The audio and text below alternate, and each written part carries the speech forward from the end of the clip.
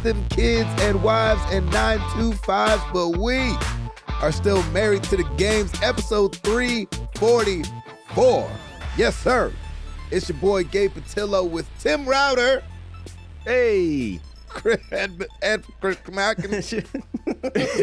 Ed McCracken? Hey. And Chris Placencia. And Chris Placencia. Oh, my gosh. They know their Gabe name. was so thrown off that Tim made it. Yeah. I was like, oh, he's here. Is it that much of a stretch, Ed? Is it that much of a stretch? That I tripped over my own mouth. Oh, my gosh.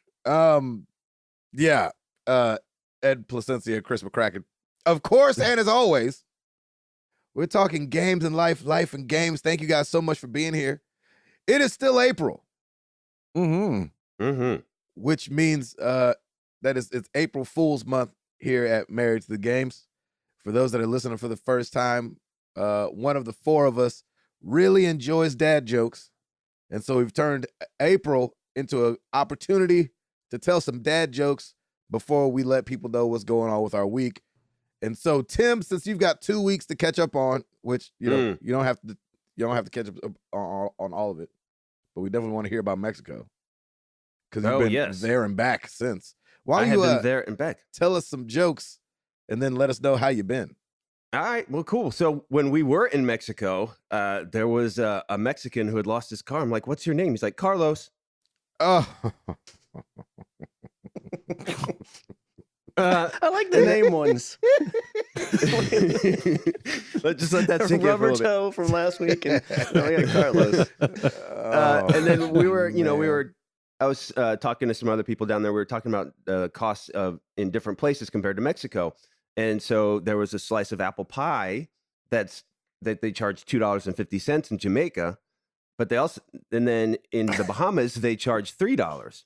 So these are the pie rates of the Caribbean. All right, I'm going to take that one out of my list. Oh, you have that one? Nice. Pie rates of the Caribbean. The pie rates of the Caribbean. That one hurts. Yeah, it does. No, that one was good. Yeah. So, in Mexico, they play a lot of soccer. I don't play soccer because I enjoy the sport. I'm just doing it for the kicks. Oh, yeah. Yeah, you are. And then while I was down there, I heard about a kidnapping in school. Yeah. It's fine. He woke up. There goes that one off my list. Yay! I love it. And then to top it all off. Oh, wow.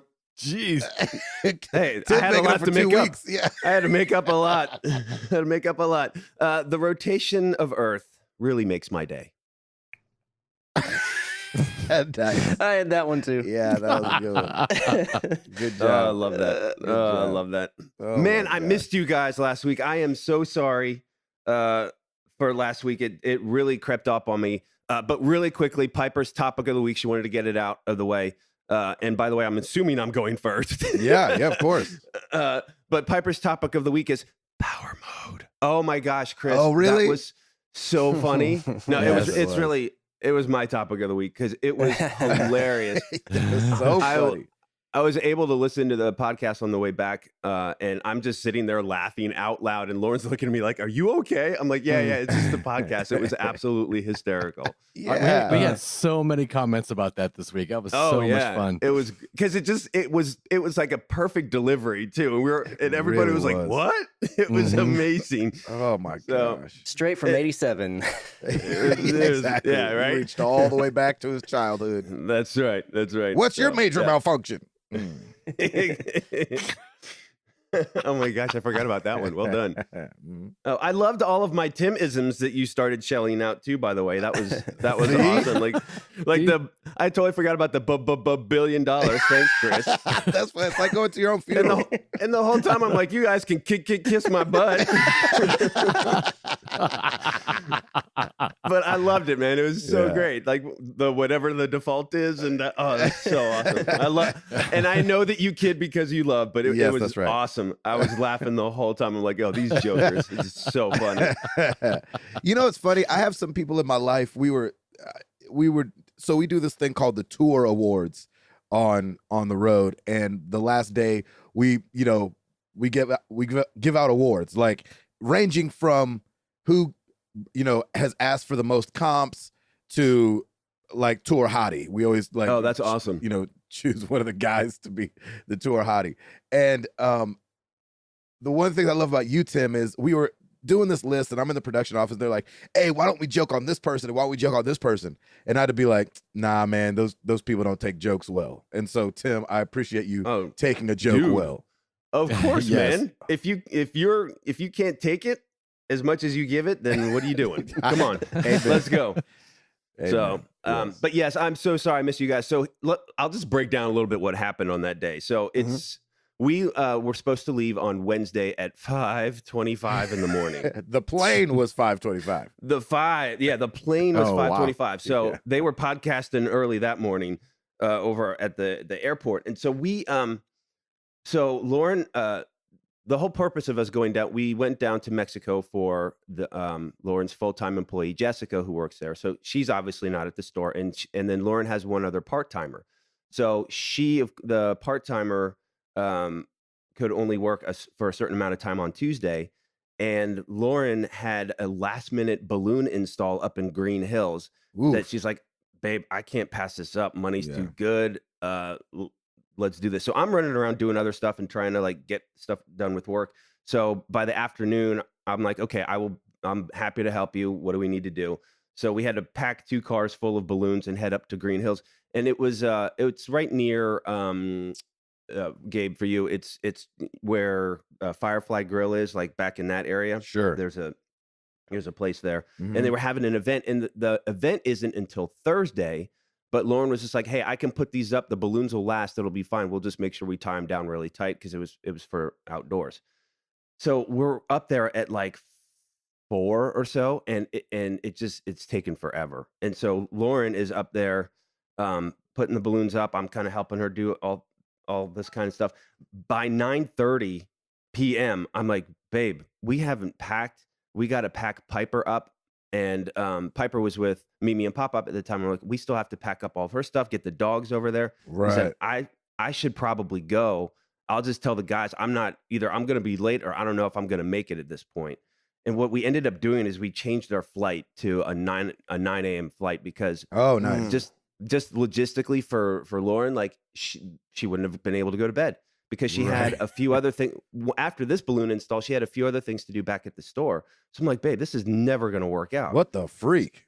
Yeah, it's been crazy. So I head home and I text you guys and it's 10 o'clock and I just pull into the house, grab all of Piper's stuff, grab the dogs, grab the crates, and I head out of West Haven and I kind of gunned it a little bit along the road and boom, I see a cop go right by me. And then he turns around. So I'm like, oh. So as he's turning around, I'm taking a right off of 96 and I'm going the back way to my in-laws' house. And he's just following me the whole way. So I just honestly, like as soon as the lights flicker, I just pull over because I knew I was done. Yeah. And the dogs the puppy's like on my lap, like I'm rolling down the window. The officer's right there. All the dogs are like wanting to go. And the cop was super nice, but I was going 10 miles an hour over the speed limit. He's like, I have to give you a ticket. And I'm like, I know. And I'm like, that's fine. You want a dog? By that point, I was so done. So like at 10:30, while I knew you guys, I'm like, well, they're probably doing the update right now. I'm just going to text them, hey, I got a ticket. There you go.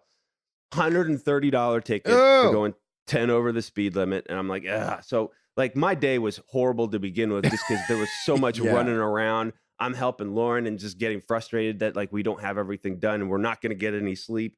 And so I didn't get back to the house until like 12 or 1 o'clock, packed up and didn't go to bed till like 2 a.m. Thankfully, we changed our flight. So I got a little bit of sleep and headed down to Mexico. So we stayed at this place called Finest Playa Mujeres. It's about 30 minutes north of Cancun. Contrary to what some listeners believe, VPB Butters, it is not a nude beach. It is a all-inclusive resort on this huge complex. And it's a total family-focused place as well. The staff was amazing. The food was super good. They had tons of different restaurants. They had an Asian restaurant, a French restaurant, Italian. And it was just so great. And we were just on the beach sipping mojitos. They had like a little archery class. They had all these things. It's kind of like being on a landlubber's cruise because there were so many things and so many activities to do. The wedding was amazing. It was right on the beach in the evening, and then the reception was up top at this sky bar overlooking the beach and the resort. And Lauren and I just danced for 3 hours straight. Did you guys really? It was so much fun. Yeah, That's cool. That it was is just awesome. a great time. And then the bride and groom, like they're such good people, and they did. Fun fact: these jokers don't mess around when it comes to karaoke. In the middle of the reception, they grab the mic and do "Forgot About Dre" in its entirety. Both husband and wife, and it was amazing. Eminem? It was so great. Yes, Wow. dude, it was That's amazing. Funny. I was like, oh my gosh, that's some Chris McCracken stuff. Yeah, exactly.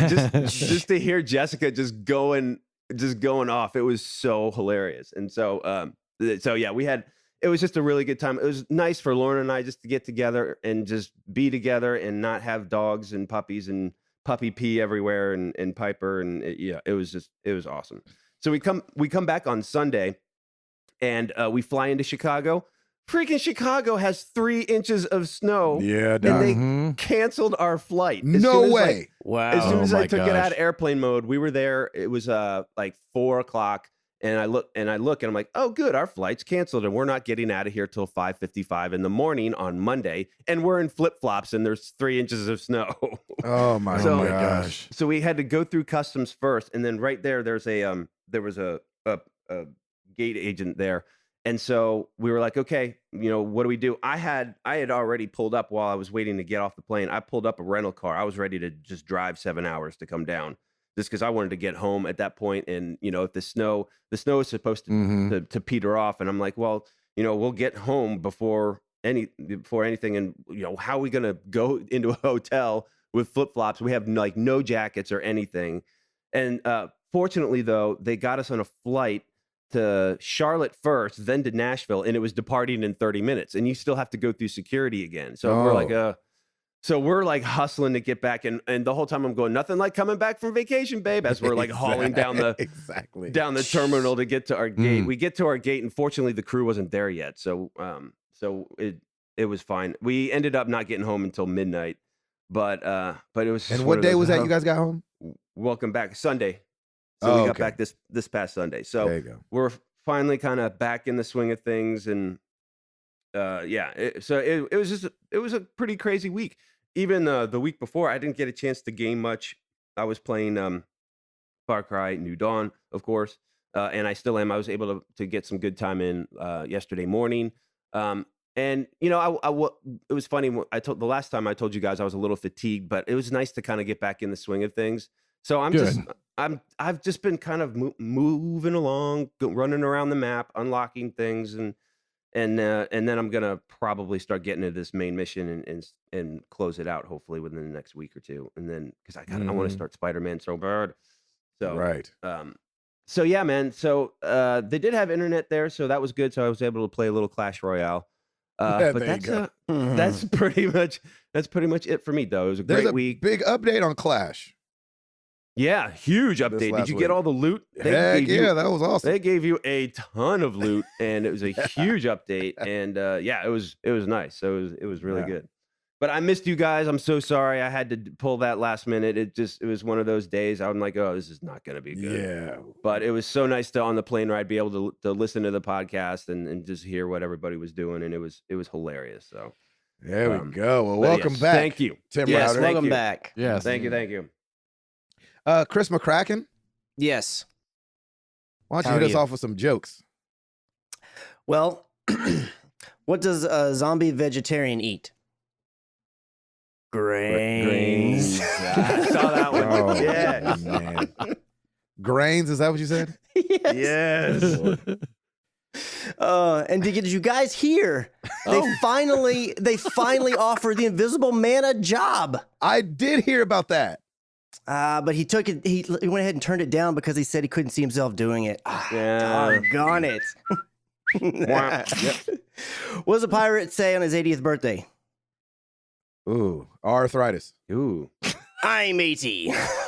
Oh, nice. Aye, matey. Nice. Aye, matey. That's good. good. Oh, okay, I I'm like not gonna that. do quite as many as Tim because I don't have to make up any days. So I'm gonna save these other ones for the next week. There you This go. past weekend I had 2 more photo shoots. There you So go. that was cool. Man, Very you're nice. I did crushing an it right event now. on Saturday, and then I did some family portrait stuff on Sunday. That's So awesome. yeah, I'm super excited about kind of getting back in the groove with some photography stuff. So got a lot of editing I got to finish out this week on one of them, and then the next week I'll need to finish out the other one.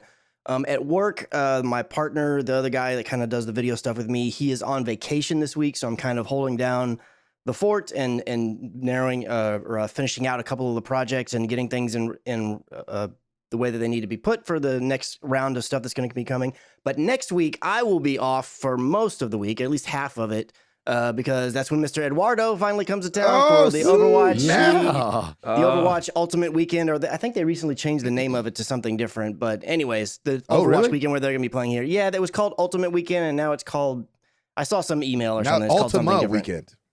Yeah, it's something like that. Some weird reason. It's like, well, why did you change the name? Oh, they just did. So who knows why they did that. But they also announced that it's been sold out for about a week and a half now. Nice. So, and I think it's something like 5,000-6,000 people or something. So that's pretty impressive for a first go around. That's amazing. amazing. That'll be Yeah. fun. Great. And then let's see.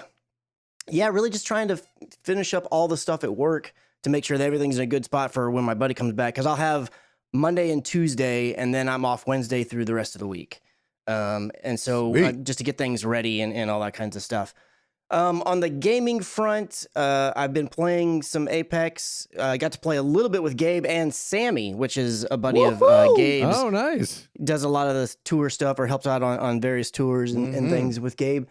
That was a lot of fun. So Sammy has played the game before, but he has only played with randoms ever, and he's not on voice chat necessarily. And there's still a lot of questions that he had about like, what should I do in this situation, and what's the best thing for this, and all that kinds of stuff. So we jumped in there and kind of shepherded him along, and we ended up jumping on. I think it was around 9 p.m. And my plan the whole time was like, okay, I'll play till like 10, maybe 10:30, and we ended up playing till like 12:30. Nice. Look, it was both equal parts great, awesome, and very defeating. Yes. Because on the one hand, it was a lot of fun to spend time with them and chat and just cut up and play the game for that amount of time. But oh my gosh, I've never had so many second place wins Oh man. in a row. I mean, I think we ended up having like 5 of them. Yeah. Oh, wow. It was rough. And most of the time it would be, we'd get the second place win. It would be down to where like 1-2 people are knocked down and it's 1v1, and then we would one of us would lose out. With the guy would get the jump or something like that. So so many it's one thing if you get to the bottom 3 or the top 3, I should say, and you're like, oh, and then they take you out, but there's 2 other full teams fighting or something. It's like, well, that's the way it goes. But we had so many where it's just comes down that last little tick, and then it's like, wait, that was the last guy kind of thing. It's like, yes, oh. like we didn't know. man. Yeah, exactly. Yeah. Yeah, so it was a lot of fun, but at the same time, I was like, oh man, because the whole night, once we got to the first, second place, and then the second, we're like, oh, we're gonna get this win for him tonight. Right. Because Sammy's not gotten a win yet at Yeah. all. And so we were like, Oh, oh yeah, really? let's do this thing.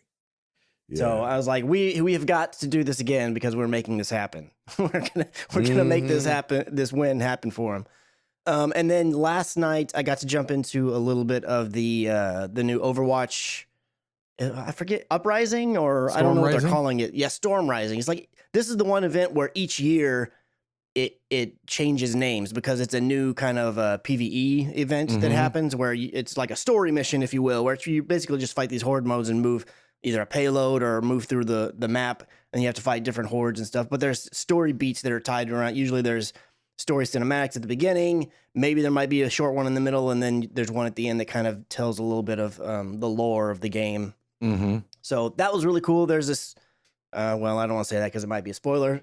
There's cool stuff that happens in it. There's stuff if you're into the lore of Overwatch, because it's like some other games that have been this generation. There's really not much lore out there, and most of what you have to find, you have to get from outside sources or outside of the game. Right. So there's some lore-ish stuff that happens in there that adds a few question marks. You're like, oh, what does that mean, or whatever. So that was kind of cool to see.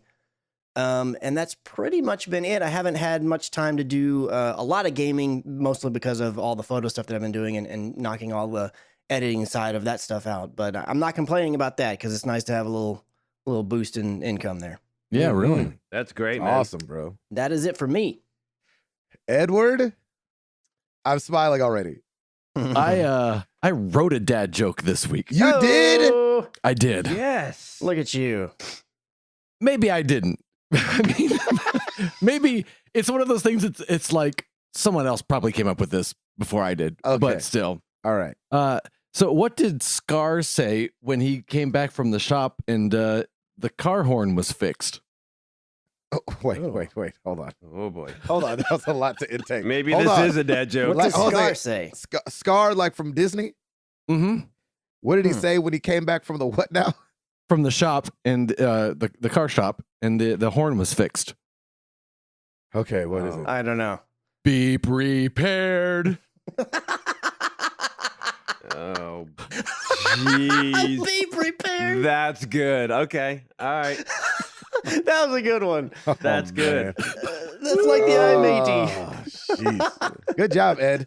Thank you. That was Thank good, you. Ed. Well He was done. like, I'm going to make sure this one's not on anybody else's list. It's going to have a Exactly. crazy setup. I was going to say, I'll scratch that off my list. To be super specific. Yeah, good one.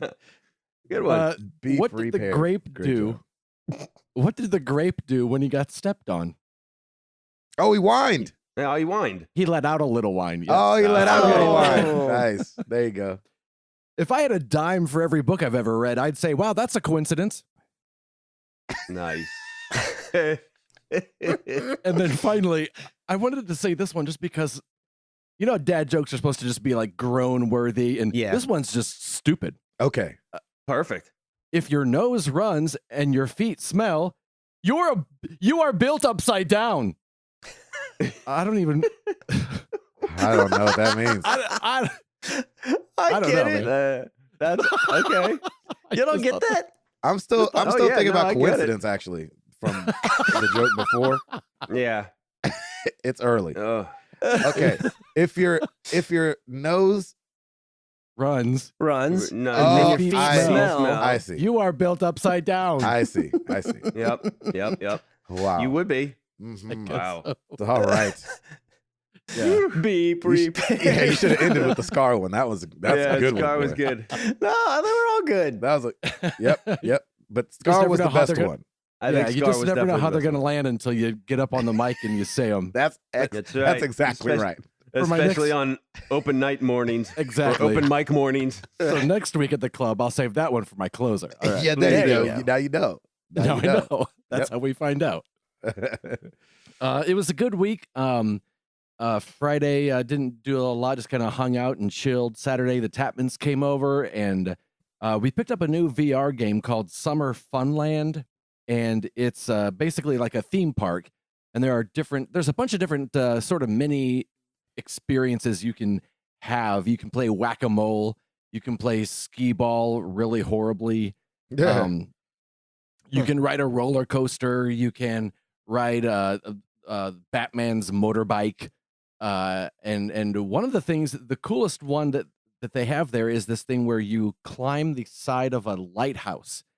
And it's basically not a puzzle per se, but you start at the bottom of a lighthouse on the outside and you have to climb up to the top. And you're just reaching up with your hands and grabbing bricks or vines or chains that are hanging or planks. And it's a lot of fun, but it's also pretty creepy just, because you're climbing up and you feel like, you're actually exerting energy and what have you. It's a lot of fun. So it's a cute Interesting. little game. Yeah, there's a little bit of a nice grab bag of things to do there in that one. Also gaming wise, last week I talked about that horrible full motion video game. Yes. And last week I It got to was play so bad. the other one called The Infectious Madness of Dr. Decker. Oh gosh. Oh, and Gabe actually got to see some of that stream. And I saw got a to, lot of that stream. Not some of. I couldn't look away. It was like I was on my way to dinner I know. and there was roadkill on the side of the road. And I was like, ooh, don't look at that. You're about to go eat. Oh my gosh, look at that. Oh my gosh. Oh my gosh. Like as you drive past it. I know. I don't know what it is about that kind of thing. I'm the same way. I'm like, I need to find more of these because they're horrible. yeah, you're a glutton That's for so punishment. funny.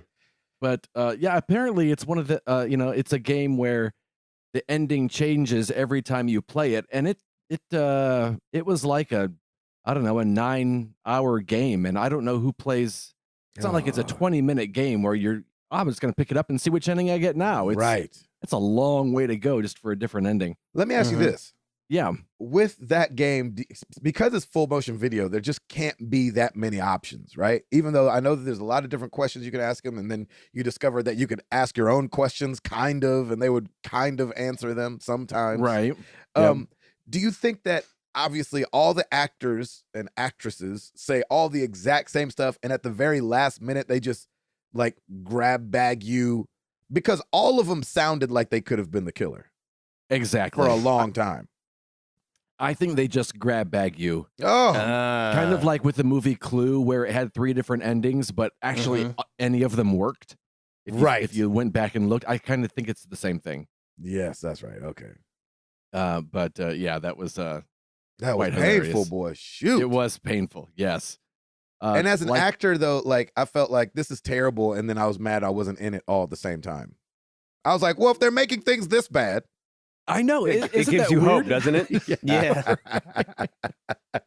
It's amazing. I could be in something this terrible. Exactly.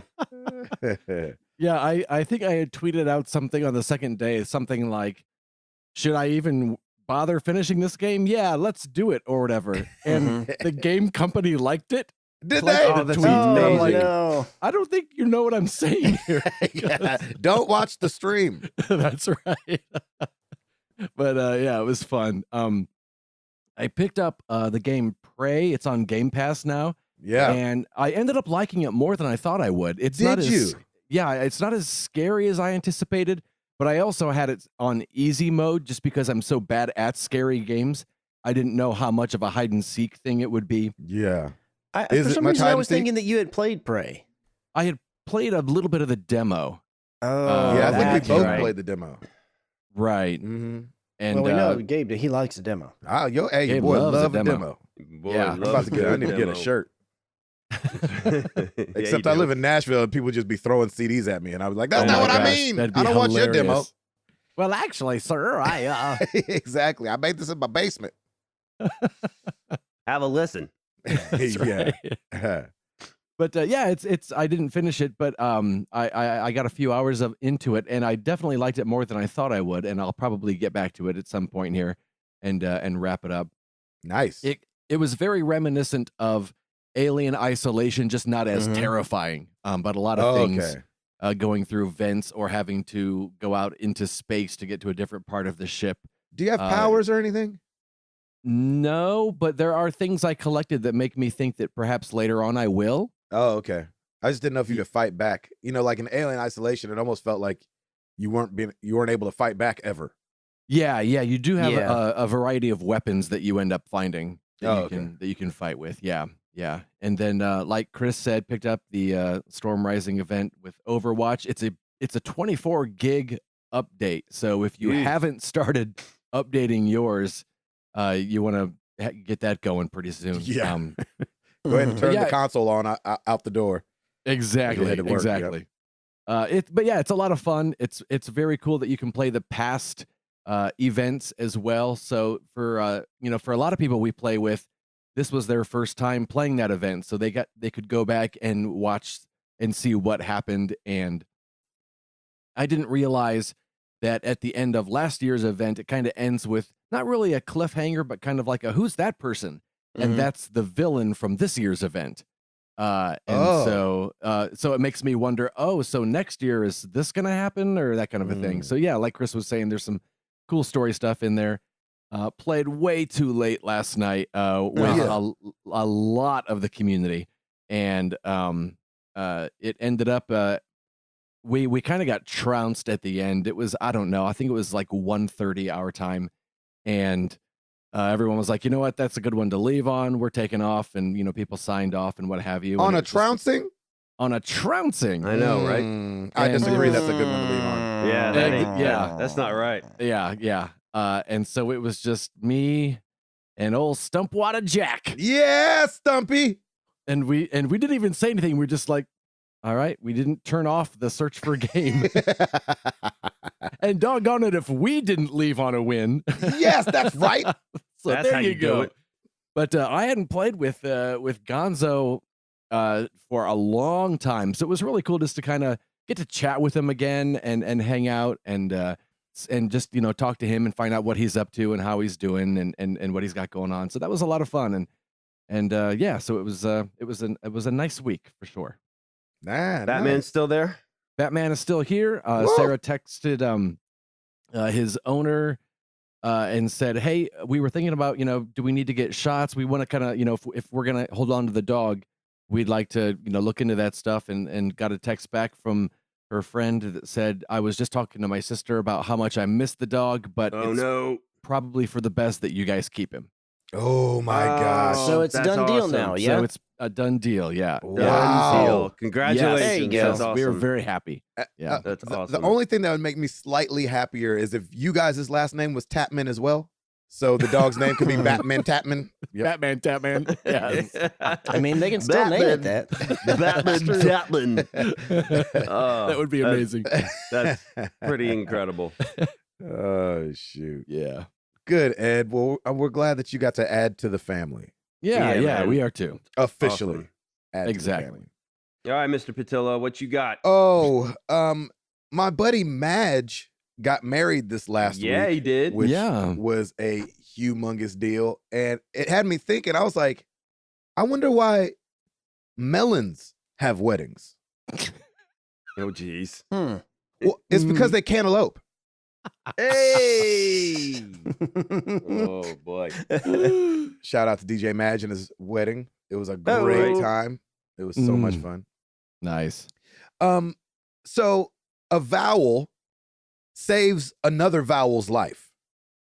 And so the other vowel says, A-E, I owe you. Hey. And sometimes why? Mhm. Oh. That's awesome. Oh my gosh. Did you guys hear about the guy who invented lifesavers? Yeah. I know, right? They said he made a mint. Mm. Oh, yeah. Yep.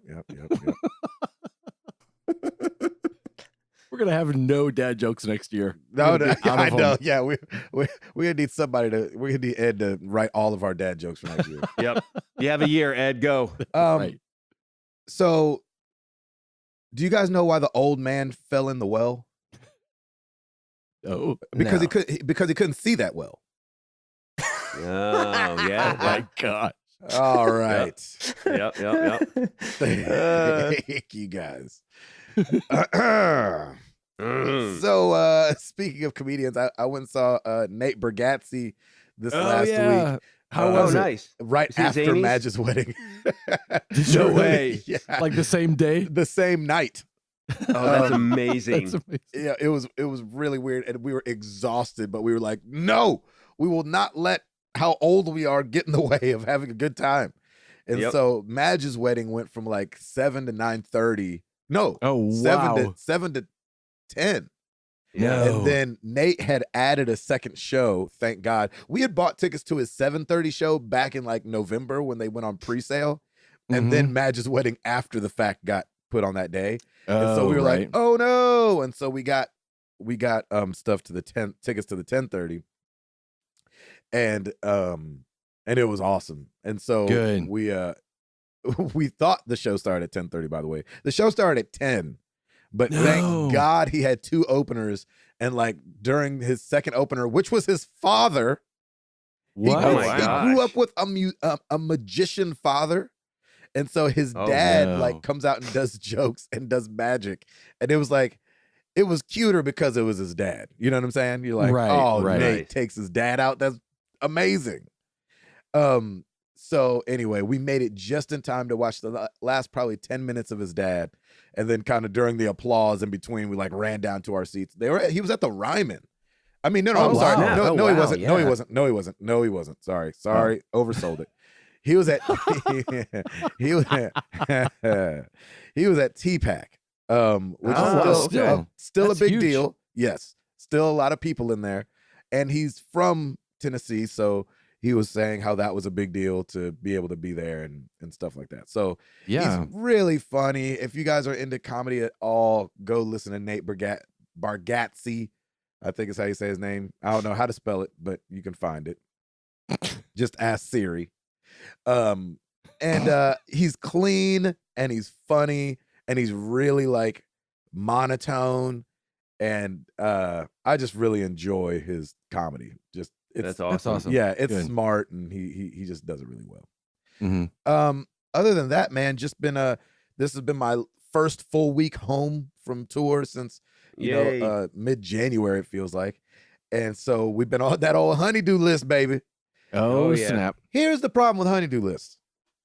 Everything. Yeah, exactly. Number one. They exist. Number two. Yeah. Number two. And then number three is that sometimes when you start heading down that lane of repairing things or fixing something, that turns into another problem that you didn't know you had. Oh, yeah. Yep. And so a bigger problem typically. That's right. And so just real quick, I'll try to tell a story real fast. But one of the things that we were trying to do was replace our bathroom fans. Like, when you when you shower, you turn on the thing and it vents all the condensate, all the hot air out of the bathroom, takes it outside. And we should say it tries to vent everything. Yeah, it tries to vent. Yeah, exactly. And we noticed that one of ours stopped working. The fan stopped working. So we thought this is a good time. The motor's burnt out. It's the motor's, this house was built in 92. So it's not like it's a new fan. So why don't we just go ahead and replace both fans? We only have 2 bathrooms in this house that we live in. We'll just replace both fans. We're like, no problem. So I'm learning how to do that. We buy the ones we want. Okay, these have a light. Yeah, okay, cool. We hook it up like this. I'm YouTubing it. Okay, you got to get up into the attic and find where the exhaust pipes are running out of the house. Trace them back. Oh, there they are under the insulation. No problem, right? So I go up to the attic, not feeling great about myself, but I'm feeling confident enough that I can stay on the joist and not put a foot through the ceiling. Right. That'd be nice. I'm like, where are these vents at? Man, there should be a vent that heads outside. And then, oh man, okay, well, let me just start digging around. Maybe it's under this insulation. Oh, wait, this insulation over here is black. Why is this insulation black over here? And start digging down. The bathroom vents had been venting to just into the insulation of the attic. Not to the out of doors like they're supposed to. Just into the attic, which is not supposed to do. So now we're kind of in that conundrum of like, okay, so it's not black mold, is it? I don't know. I didn't even. I don't. You didn't touch it and then lick your hand, did you? Right? You didn't roll around in it, did you? I thought that's how you told if it was mold or not. Is that you taste it? Remy, I think that is a way. Yeah, exactly. Remy, try this. Yeah, does this taste funny? Does this taste like cotton candy? And so so now I'm kind of headed back down a little defeated, and Jenny's like, what's the problem? I'm like, the vents don't go anywhere. They just vent into the attic. And so it's like, I mean, we could leave it. I mean, it's been like that, I guess. But then it's just like, you want to do well with what you've been given. And so you're like, shoot, man, now I got to figure out how to vent this crap outside. And so I have to look it up and cut into the soffit in the side of the house and get, flex pipe and then a 3-to-1, or a 2-to-1 that, so I could do both fans. So anyway, it turned into a whole thing that we didn't know it was going to be. Man. And so it's okay. I was glad when it was done, but at the same time, it was frustrated because here you work for hours and going to Home Depot. But now that I look back on it, I think it's the only project I've ever done where I only went to Home Depot once. So nice. There you go. Yeah, I always do that too. Usually I'm making trips and trips back all the time. So you spend hours and it's like nothing really changed. Like, it's not like you get to be like, and look at this barn door, sliding barn door now. And now there's tile in the bathroom. It's like, well, now I replaced the old fans with new fans that you're not even going to look at. But hey, they're vented to outside now. And everybody's like, oh, they weren't vented to outside before? You're like, I know, just shut But up. now at least you have that peace of mind. Like if you Yeah. had just been like, if I'll just leave it, you'd always have that in the back of your head. Like, is it really Yes. okay? You know, Right. Exactly. That's a good way to look at it, Ed. Thank you. So yeah, you handle it way different than I would have. like you'd have called somebody. Probably, but in the immediate, I would have been, like that one episode of The Simpsons when he like busts the thing and just starts flooding the house, and he just puts his hands in his pocket and walks away and whistles. That's how I would have been. walks away and Until whistles. Stacy was like, "So where did you fix it?" And be like, "Well, I'm gonna make a call." Yeah, exactly. Define fix it. Yeah. But I also have no tools, hardly any. Right. Yeah, A few wrenches in a socket or so. Right. No, I totally understand that. So anyway, that was like, I don't even remember what day it was, but it was a bad day, whatever day that was. I think, but it ended out good. It ended out with the night that Chris is talking about, with me and him and Sammy getting on nice. Apex and just being able to play together. And it was a heartbreaker that we were getting second place so much, but I love Chris McCracken and I love Sammy. And so just being able to, here's the thing about Apex. That's another thing. I kind of like, and correct me if I'm wrong, Chris. Yes. I kind of like that there only could be 3 of us there talking. Like, you know, Overwatch is what, a team of 6? And so like, you know, for conversation to pop off, for me at least, when I've been around, it's been a little harder. Either everybody's playing and nobody's really talking, or there's too much talking going on. Yeah. You know, and people have kind of like dropped out and they're now playing another game, and you're like, oh, you're not even in our game anymore. So it's kind of like a nice coffee sit down, and Apex doesn't stay tense, where I feel like Overwatch can stay semi-tense the whole time because you're just running in from the point and you're fighting and you kind of need to focus. At the beginning of Apex, like the first 3 to 10 minutes could be nothing's going on but collecting and saying, hey, let's go over here. And so you get more of an depending on where you drop and how your luck works out. Yeah, you get more of an opportunity to talk, I feel like, while you're playing it. That's cool. So it was really great to be able to play with those guys. Yes, we didn't get a win, but we had gotten a win the night before. Was it the night before with Kale that we did get a win? Yeah, but I think it was, I don't know if it was the night before, but maybe 2 nights before. Yeah, something like that. The time that me and Chris had played Apex before that, we had gotten a win with Kale, so that was nice. I had never got a win with like the whole team being put together. Me and Chris had gotten a win before, but with all 3 of us being in the same thing, I hadn't gotten a win like that. So that was fun. Still playing Kingdom Hearts with the kids. Oh, nice. How's it going? Nice. Is it slow, or is y'all able to kind of pick up the pace now, or are they constantly wanting to slow it down and see things and whatnot? I'm trying to recognize whether or not this is actually a good game. Ooh, really? What I mean by that is Sora, great character. You're running around with Donald and Goofy, great childhood characters. Mickey's there. You know, it's all the stuff that they kind of add to it that make it like, is this actually a good game? Or is it only good because you're so invested in the characters that you run into? You know, you're what they have working on their side is that you get to dive into a Disney world. And so like, you know, we just finished up the one with Monsters Inc. And so you're there and you're like, oh, this is awesome because it's Monsters Inc. But like, is this rinse and repeat on every world? Like the last 2 that we've done are Rapunzel, the Kingdom of Corona, and Monsters Inc. You know, Montropolis or whatever it's called. Right. Or Monsteropolis. I don't know what it is. And you're kind of like, all right, you go to a world, you meet the characters, they have a problem, you do it, and you bounce. And there's a lot of talking. I mean, a lot of talking. And so I'm just trying to realize if this was any other game with any other set of characters, if anybody would like it. Like, let's say you weren't in love with the people that you were running into already. Would you actually like this game? Or would somebody be like, man, this game is incredibly repetitive and the talking takes forever? The fighting feels okay, but the camera is awful. it doesn't like follow behind you. It kind of stays in one thing. So if you turn around and start coming back at yourself or work your way to the left and right, the camera doesn't really work with you very well. Maybe that's a thing in the settings that I can change, but I feel like I'm constantly having to click like R3 to like get the camera to spin back around, or Really? L1 to lock onto an enemy, so that kind of keeps that enemy in view. So there's a lot of little things that I really don't like about the game, but because it's Kingdom Hearts, you almost feel like you're not allowed to not like it.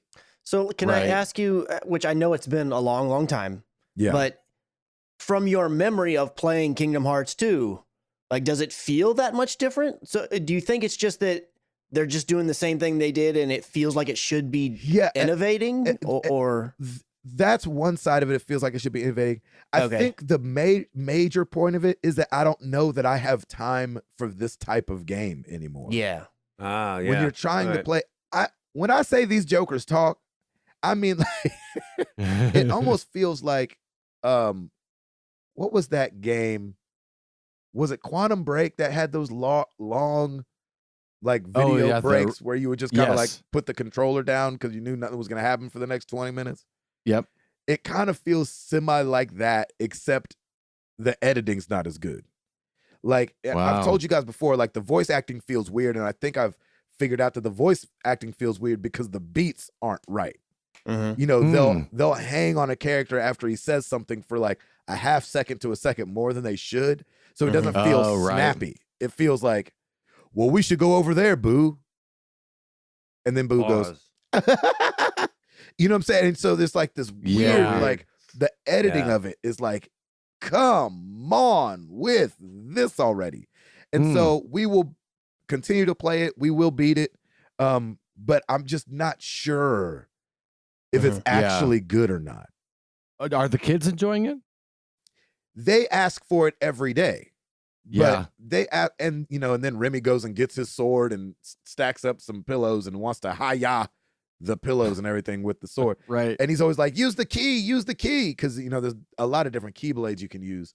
And so I think so, but it keeps their attention for now they are 3 and 2 years old. Yes. Right. You know, and so, you know, keeping their attention with a grain of salt, but you know, it'll hold their attention for when we're first starting it up and getting into it. Amara will sit there and watch it. She likes seeing the long drawn out stories in between.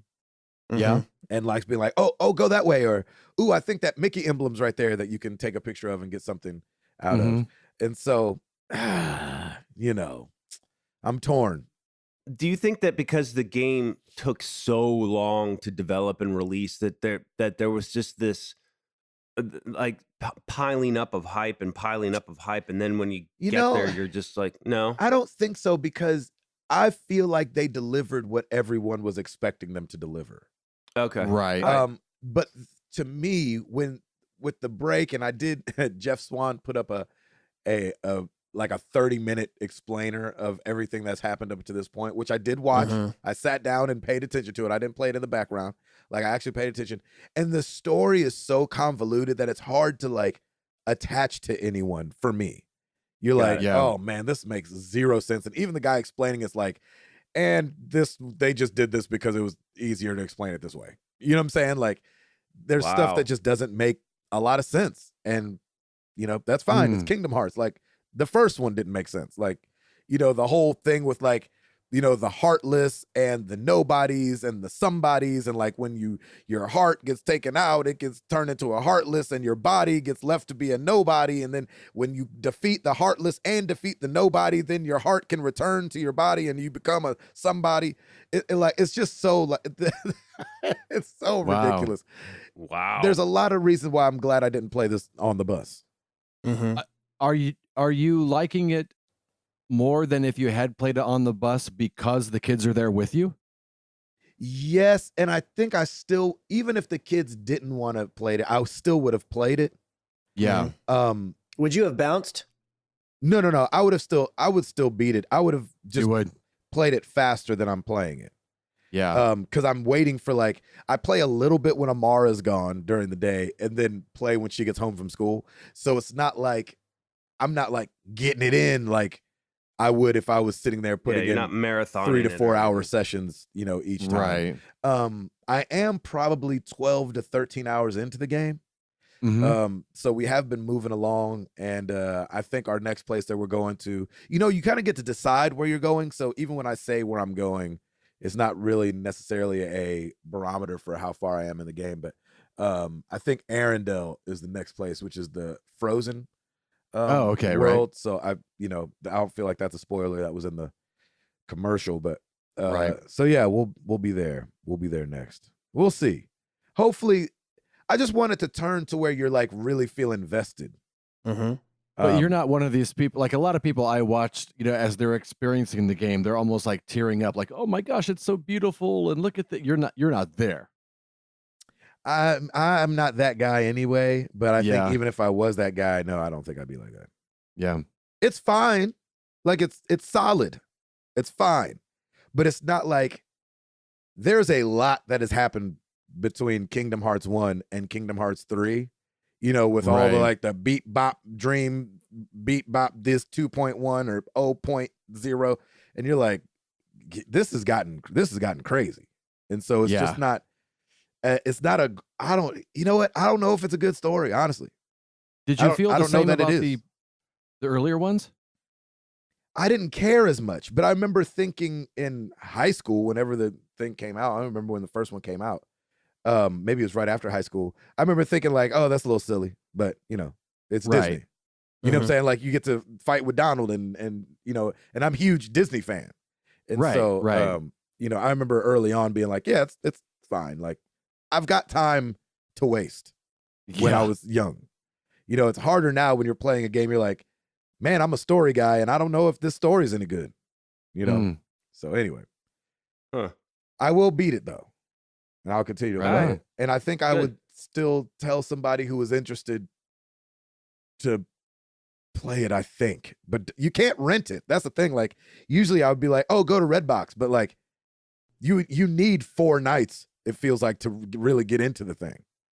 Yeah. So, anyway. Well, but how much is that at Redbox? $3 or $4? Yeah, it's 3 or something a night. So 3 or so at night. Okay. Yeah. So it's like once you're in like the 20s, you're like just buy the game on sale. Just buy it, yeah. Yeah. I got it on sale. I think I got it for $40. So anyway, and it takes more than 10 nights to beat if you have a family. Yeah. So. Oh, sure. Okay. That's it for me. I've talked way too long. All good. Router. Yes. You got it? See.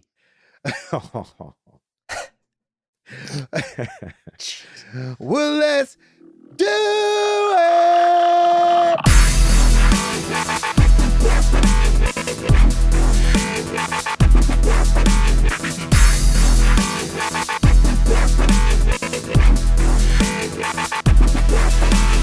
All right, we got new releases.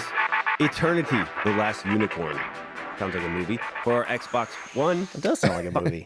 Final Fantasy X and it sounds like it's working against itself. It's like, how could it be Eternal and the last one? And The Last Unicorn, exactly. Yeah. Moving on. Final Fantasy X and X-2 HD remaster for the Xbox One and Switch. That's just making its way out, huh? Yeah. That'll be good on the Switch. That, man, I tell you what. Anytime a Final Fantasy game is going to come out on the Switch, that's going to be a hard one not to buy. I was going to say 10 is actually really fun. I don't know about 10-2. I never played that one, but 10 is fun. And, with the whole Blitzball thing and all that. And the whole Blitzball thing? Well, yeah, it's like a side game that they play. Like he's a Blitzball player. And okay. Blitzball just in itself, I remember being fun. And so, gotcha. I mean, any Final Fantasy, I think, is going to be perfect on the Nintendo Switch.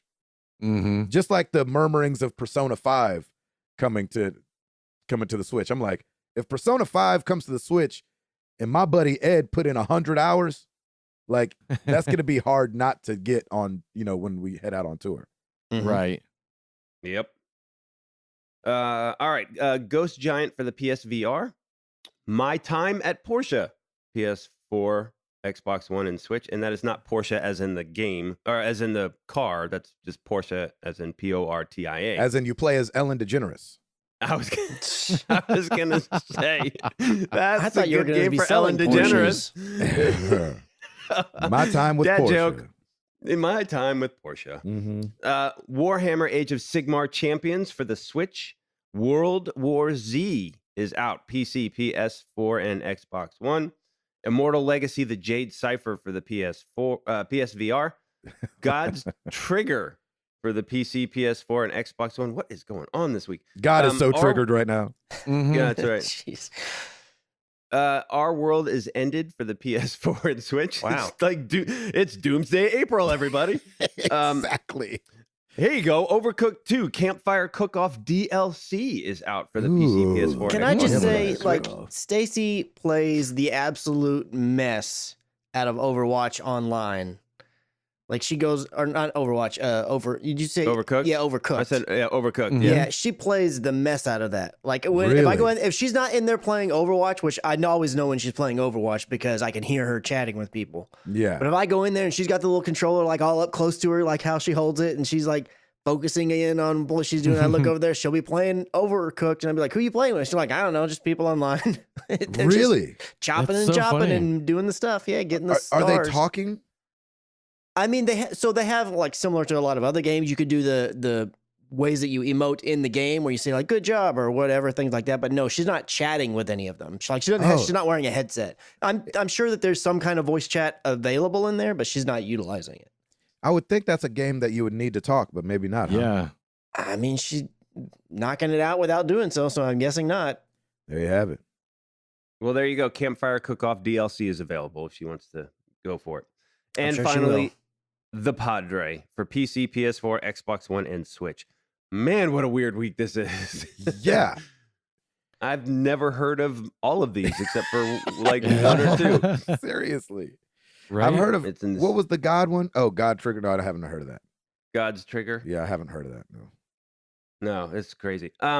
We don't have NPD yet. See, this is the problem with joking. Billions. Yeah, So we can't get into the billions yet, Chris. I'm sorry, but see, that's we the should problem next with week. poking fun at somebody is that now they notice the thing that we poke fun about. So it's like it almost That ruins doesn't it. matter. It's fine, man. It's fine with me. Whatever the default is, it works great. It was just a funny moment of realization. Like as soon as he said it, he was Yeah. like, Yeah, "Oh, snap, I that's do just say really that." funny. Like, Yeah, I do. I do. It's just I'm a very informative person. Yes, what can I say? that's right. You want to let us know when we have it and when we don't have it. Exactly. and we don't have And we it. don't have it this So week. guess- Yeah, Nope, we don't. I ain't got it. Doc. That's it for me. Back to you guys. Chris McCracken. All right, well, real quick, shout out to Mr. Gabe for asking, what do you want in the next gen consoles? Yeah. Because yesterday we Yes. got a dump of information direct from Sony Thanks, Mark. about what's going to Yeah. be kind of a few things about details about the next generation PlayStation, which that's what he specifically kept calling it. And The when he next got pressed PlayStation, about that's right. is it the PlayStation 5, he would just say the next generation. So they're not officially calling it the PlayStation 5. I would be shocked, as well as I'm sure everybody would be, if they don't call it the PlayStation 5. The only thing that I could see is if they just called it like just PlayStation. I could maybe see them trying to pull something off like that. I don't think it'd be a good idea, Yeah, but why I could bother? see them maybe doing that. But outside of that, I think everybody pretty much assumes it's going to end up being the PlayStation 5.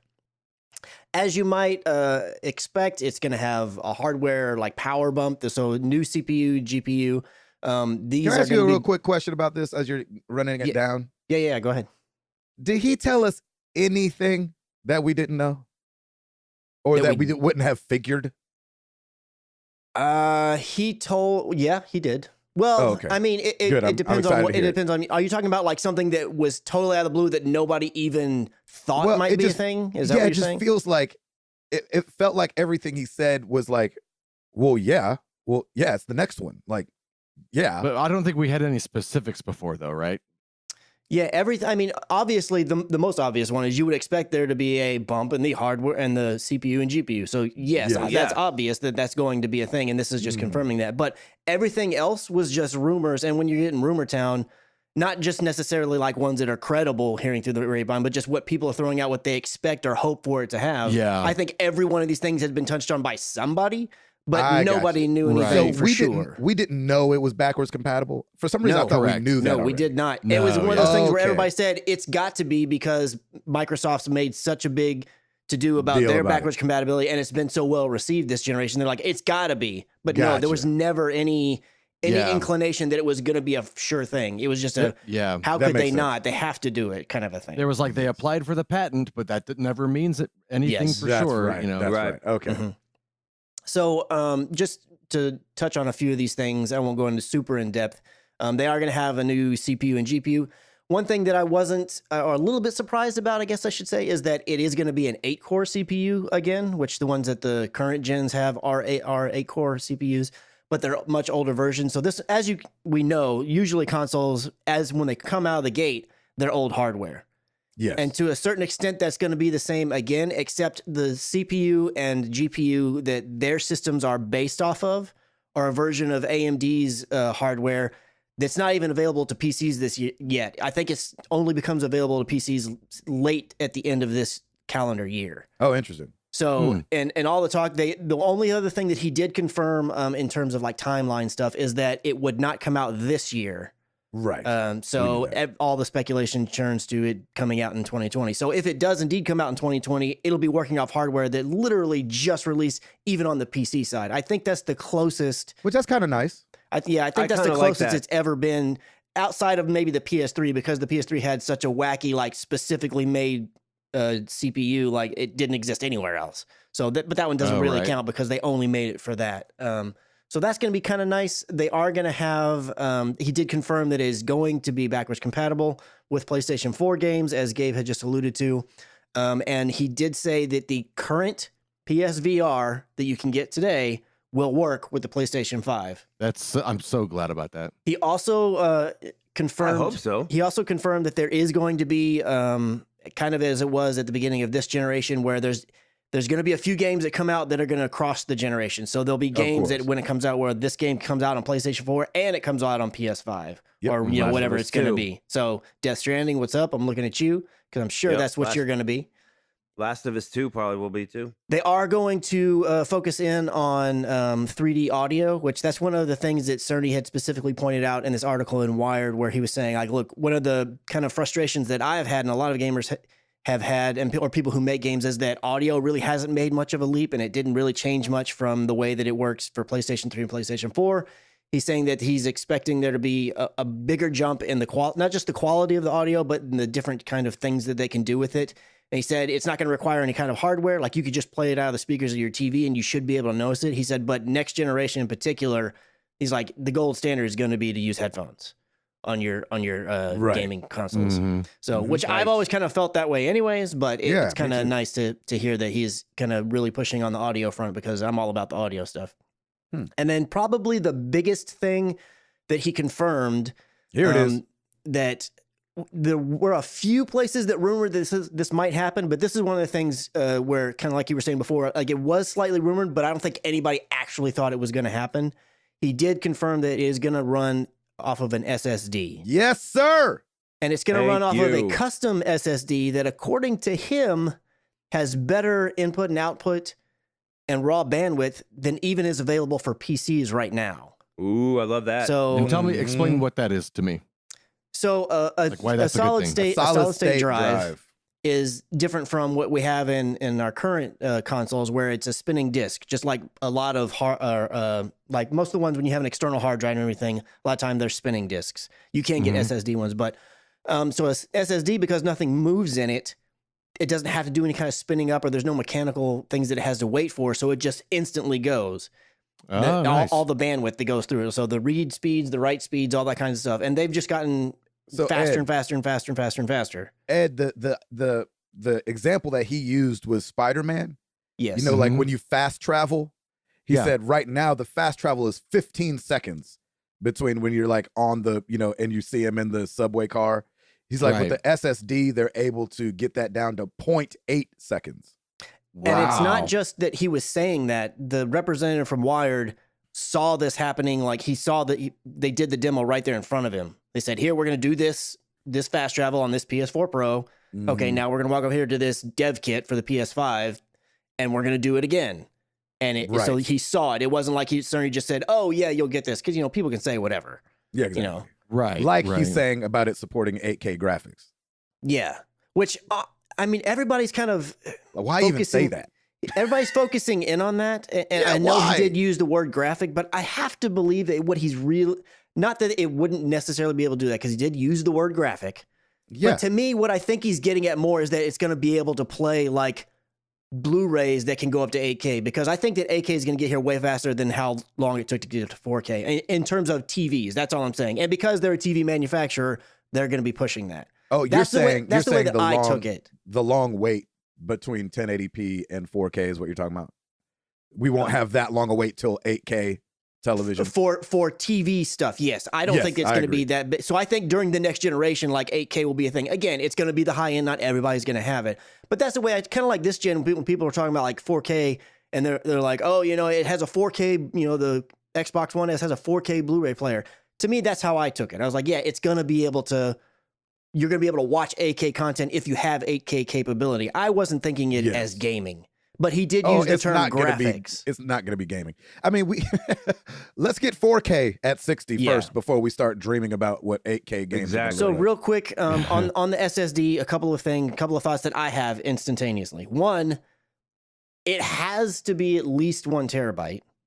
Yes, of course. So the fact that it's custom, that they're, and they didn't specify like who they're working with to make it or any, and he didn't specify any actual numbers. He just did that one demo and then said that his IO is actually faster than anything current PCs can get.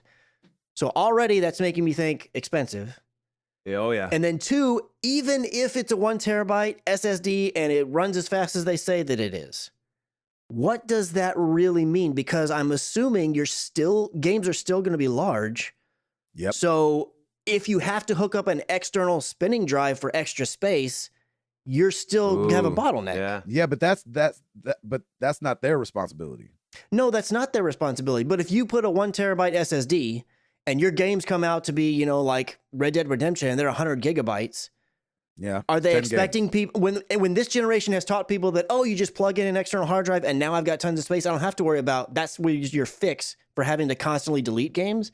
I just can't see them moving backwards to deleting games. Now, one thing I could see is maybe they build in some kind of system where you plug in an external SSD and whatever game you're working on, that one just needs to be on the local one to play it to get those speeds. I don't know. It just, to me, it's like, sure, that's great. But it's like, it's great when I have a car that can go 160 miles per hour, but if I can only drive it 10 miles, that really doesn't do much for me, So let me. Yeah, go ahead. I don't know. I mean, I think that they're responsible for what they bring to us. So if yes, the games are going to be large. Do I think it's going to be a 2 terabyte SSD? No. In my dreams, you know what I'm saying? Because I feel like for $500. Well, it's going to be $500. Yeah, but that's what I feel like it's going to be. But I mean, it has to be. And 2, you have to remember next Christmas, which I think is when this will probably come out. 2 terabyte SSDs might not be that expensive as what we think of as today and the last year, how expensive those things are. You know what I mean? So, I mean, could they do a 2 terabyte? I don't think they will, but they could, My thought is, I do think that if they, because one thing they didn't mention for going down Ed's wish list, they didn't mention anything about USB ports. Of course, they didn't mention anything about the actual physical console, like how it would look or what it would have in that sense. It was just the raw stats. Yeah, I think it's still so. Early To me, if it's still gonna rely on external media for extra space, which I think is going to be an obvious thing, then to me, it's going to, in order for them to say like, hey, to get the fast gameplay that we're promising and everything, because part of if you go and continue to read this article, it's like he's basically saying like with this kind of IO, the games can they can be bigger and better and more fidelity, because it's also going to include ray tracing, which to date, like high-end PCs do a really hardcore ray tracing stuff like this. No console's ever been able to do ray tracing stuff. And he's saying that this is going to be able to do ray tracing stuff, which is a technology for like different graphical improvements and things like that. He's saying you need the fast storage SSD to be able to do that. If you are having to plug in a USB 3.0 drive that's spinning and that negates all these other things, it makes it pointless. So I've got to think they've got to be thinking of some way to fix that. In my opinion, it's going to be something where they're going to say just whatever game you're playing, You have to transfer it over to the actual drive. That's how I think that they're going to do that. Or it's going to be, 1 terabyte, or it's going to be rather small. And it's because next generation, which I feel like the groundwork for everybody is already being laid to this, they're really going to push super heavily on all the streaming stuff. But the only thing about that is that kind of negates the SSD completely, because it's not running off that. It's running off your bandwidth then. Exactly. So I'm excited about it having an SSD. I think that's great. You could throw 8K out the window right if you go all now, streaming. it puts more question marks for me than anything else. Like everybody else's minds are blown and they're all excited. And I'm just like, but how is this really going to work? Is people's minds are blown? Oh, yeah. Well, I mean, the people that I've been seeing, a lot of people, because nobody thought they would actually do an SSD. And if it's even close to how he's talking about it, that's really fast. Like there's a lot, so we have the article obviously inside of Wired over on Eurogamer, because they partner a lot with Digital Foundry. Digital Foundry, as we know, there's all these videos about this really super tech heavy. So if you're into the technical side of any of this kinds of stuff and want to know about all that nerdy stuff, they tend to break things down really well. He goes in and explains, like the dude who wrote from Digital Foundry, who wrote this article, like he is super excited and he can explain much better ways than I can here about why this is exciting. And he breaks it down pretty well. So I highly recommend that if you can read the Wired article, so you see it, exactly what Mark Cerny had to say, but then go read this breakdown from Eurogamer, from the guy from Digital Foundry, because he's excited about it. If he's excited about it, then I'm actually excited about it, because that dude knows what the heck he's talking about. Yeah, there you go. Mark Cerny knows what he's talking about as well, but he's also needing to sell a product. So of course he's going to talk it up. You know what I mean? He's the hype man. Yeah. Yeah. So I have a stupid question, because I don't have external hard drives with any of my consoles. Mm-hmm. If you have a game on that external hard drive, do you have to bring it over? No, you can just play it straight off of it. To play straight off of it. So yeah.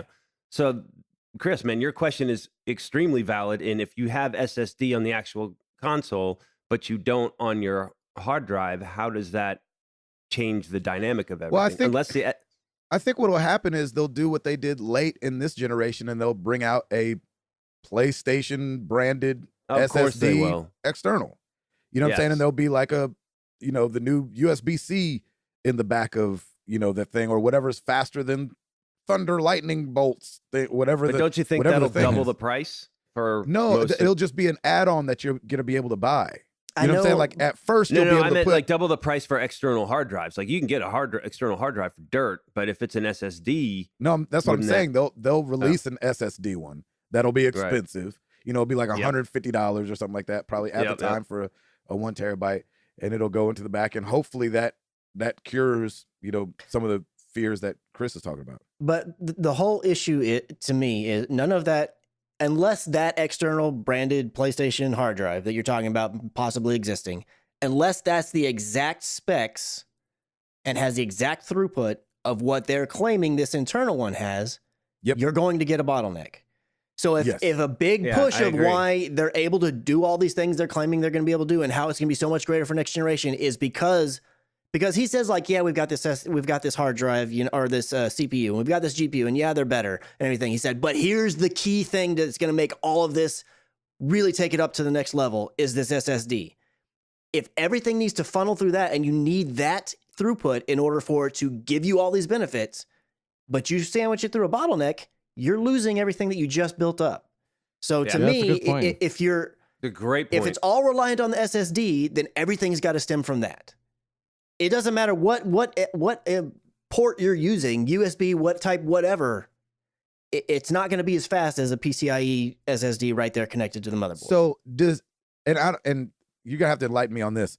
I have no problem deleting Far Cry 5 off my PS5. I mean PS4 after I'm done with it. Yes. So at 100 terabytes, at 1 terabyte. Sorry. Yes. Whoa, easy. I don't see. Yeah, I know, right? I don't know if that doesn't seem to be a big problem. No, that's not what I'm saying. I agree with you on the first hand. But in this generation, we're having games, granted, it's not all of them, but we're having games that are hitting 100 gigabytes or 80. It's tons of the games hitting around 50 and 60. That's right. So I'm assuming with better hardware, just like it's been every year, that the games next generation are going to get even bigger. So I'm sure we're going to have a 200 gigabyte game. or 250 gigabyte game. Like I don't see Yeah, so that, it's gotta scale especially up. if you're increasing your ability to do really good audio. You're probably going to increase more uncompressed audio in that That's game. right. Oh, yeah. That's right. So it's all going to be moving up. There's not one thing that gets bigger and then there's another thing stays the same. I understand what you're saying. So I you're have in a the same 500 situation. I have a 500 gigabyte PS4. Yes. Is what I'm saying. So until just earlier this year or late last year is when I very first put an external on that. Is my point. And so I'm saying it's not been a problem for me that I only had 500 gigs. Yes, I hear what you're saying, but I will counter with you also don't rewatch movies or replay games. You're not the norm. Yes.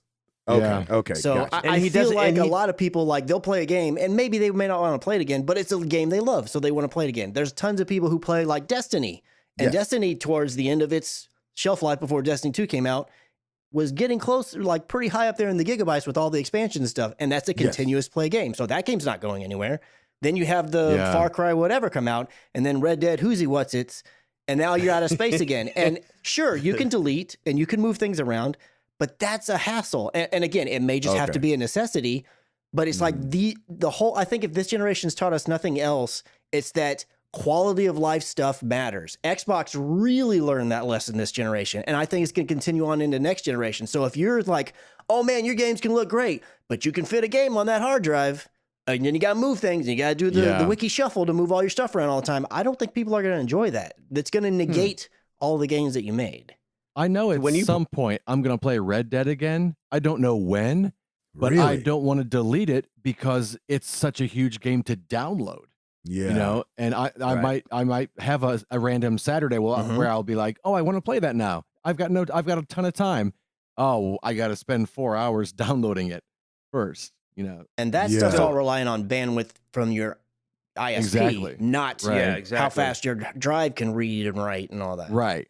So do you think in summary that they're expecting users, if this is going to be a bottleneck issue with an external hard drive, and say you don't have one, like I don't have one, but then again, I don't buy all my games digitally, so I can't just re-download it. Like I get all mine physical, so it's easier for me just to reinstall it, blah blah blah, whatever. But do you think that what they want users to do is kind of delete and then re-download if you want to do it? I don't know. Re-download if we you want to do it. We could find out later on when we get more hardcore information, or a lot more. We might find out they have some solution for this problem that I have no idea. I'm just basing it off of what I read here. I'm like, man, this is where my question marks show up. I hope that they're all unfounded and they turn out to be like, hey, man, you know what, McCracken from Married to Games? We figured this out. And I'll be like, awesome, Cerny, you rock. High five. And then we'll have a poster. Maybe that'll happen. I don't know. Freeze frame. Exactly. But it's just what I think about when it happens. Which, Send him by a the tweet, way, man. Real quick, I just want to also mention, because Tim had brought it up about physical and everything, he did also confirm they are going to have a disk drive on this system. Because if for nothing else, it's going to be because it is backwards compatible with PS4 games, and if you have a disc, you need a way to install that. Yeah. So if nothing else, they are going to have a disk drive, at least for that. I'm sure physical media is going to extend into the next generation as well, but that was confirmed, because there were a lot of people that thought, like, oh, maybe just like the new Xbox that just got released, they were thinking maybe next generation's not going to have any kind of disk drive. So at least on the PlayStation side, they confirmed it will have one. I think they're also doing that for DVD stuff, don't you think? Yeah, I mean, for just normal movies and what have you. I would assume so. Some people are old school like me. Maybe. But yeah. DVDs. I know, right? That was great. And two, as we're here, it's kind of dipping to Rumorville. There was a leak of what the launch titles for the PS5 are looking like. Do tell. Yes. This leaker claimed to be a third-party European developer working on PS5 launch, a PS5 launch title. He said the PS5 will launch with Gran Turismo 7, which will also have PSVR support, which makes perfect sense. Always a car game. Yeah, exactly. Usually, yeah. A 4K PUBG remaster.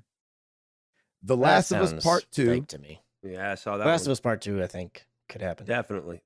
This one's interesting. Ghost of Tsushima remaster.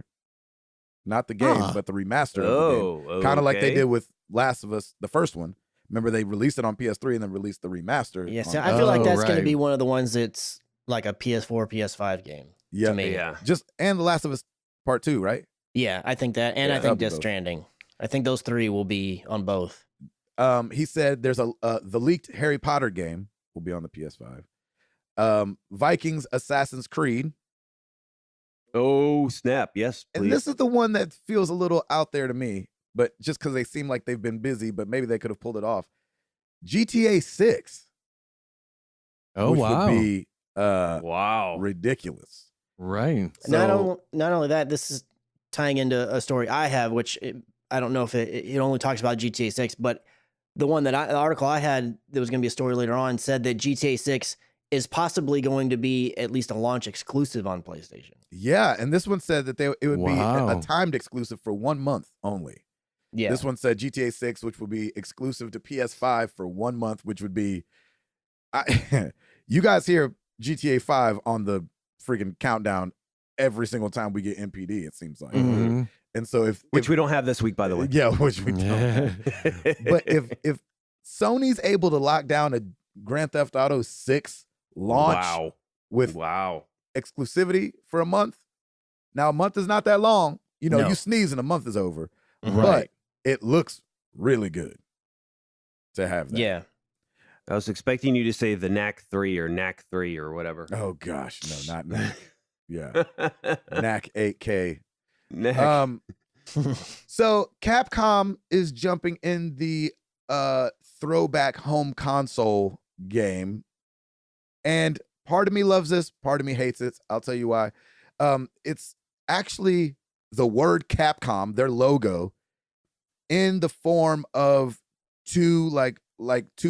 a two-player joystick, where you have the left player, the left joystick and the right joystick, and all the buttons and all that.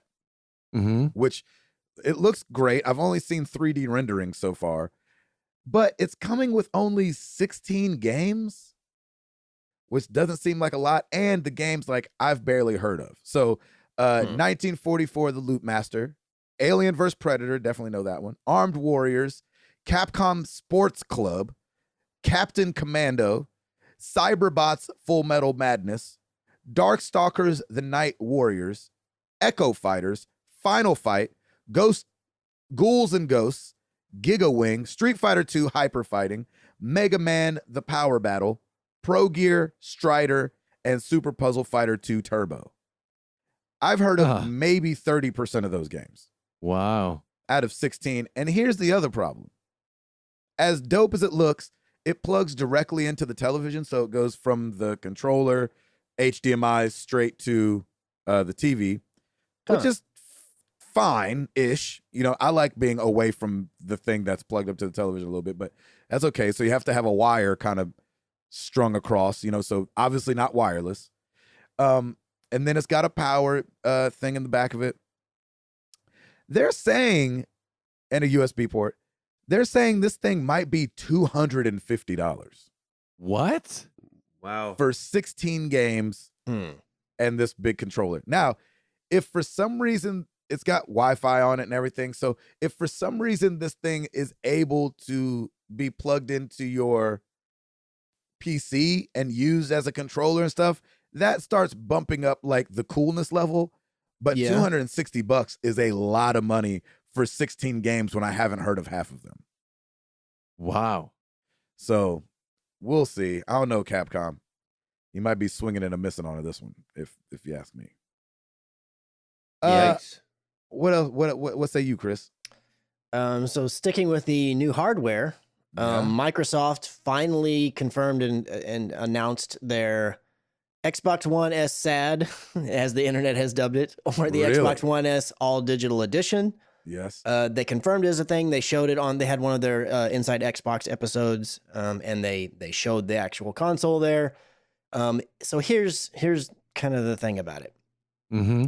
Obviously, as we mentioned, it's the all digital edition, so it has no disk drive. It's just so where on the previous Xbox One S, which it looked exactly just like the current Xbox One S, exactly, just with the thing. except it's just missing the slit where you Yeah. would put in the disc. It's just flat right there, which is fine. It comes with a 1 terabyte hard drive, so it's like that's the minimum you need to have these days, I think. So that's fine. it's $250. Yeah. So the current Xbox One S is officially retailed MSRP'd at $299. Except every single retailer currently has it at $250 or less, and most of those retailers have it bundled with a game or two. And even Microsoft's own store, where you can currently pre-order the Xbox One S all digital for $250, is selling the disc Xbox One S for $250 with game bundles. Yes. So it just looks goofy. Now, I feel like they anticipated all this. So they did specify on the show, they're like, we expect to maintain at least a $50 difference between the Xbox One S and the all digital version. So basically, and he said if the Xbox One S goes down in price, the all digital version will go down in price by at least $50. It will always be in the way that they claim $50 or less. Except at the moment, you can pre-order this for $250, and the disc version on your Microsoft store is $250 with games. Yeah. So the internet's not really having this, which I feel like there was always going to be pushback on this because there's tons of people $200. Yes, but even then, I think there was going to be a rather large contingent of people, because there's a lot of people who are pushing back very heavily on the all digital future, which is, I understand. Really? Yeah, I feel like I run into that. I would say it's almost 50-50 these days on like people being like, I don't want to be all digital, and people saying that I do. Yeah. So I knew that they were going to get pushback regardless, but it's like, I feel like most people expected this to come out at about $200 with the thought that maybe a year or half a year after it's done, it releases, it goes down to even $150, and then it starts getting ridiculously, seems like a really good option because, you have Game Pass and all these other kinds of things. But for $250, that's currently the price that you would have to pay. And not only is it, you can pre-order it at Microsoft stores, but you can pre-order at Best Buy, GameStop, and then, as I understand it, all of them have it set at pre-order at $250. One other thing that they did mention on this Inside Xbox is they did officially announce as well the Xbox Game Pass Ultimate. So it's a single subscription that combines Xbox Game Pass and Xbox Live Gold for $15 a month. So currently you have to pay $10 a month for Game Pass, or you can prepay for so many months or a year or whatever. And you have to buy Xbox Live Gold for $60 if you're doing it as a year, or I think it's $10 as well. So now a lot of people have said, hey, it'd be great if you would just bundle these so I don't have to maintain two different subscriptions that may have different expiration dates and yada, yada. So they're doing that and putting those together, which I think is a good idea. Can I just say real quick, at full price, that's what it is.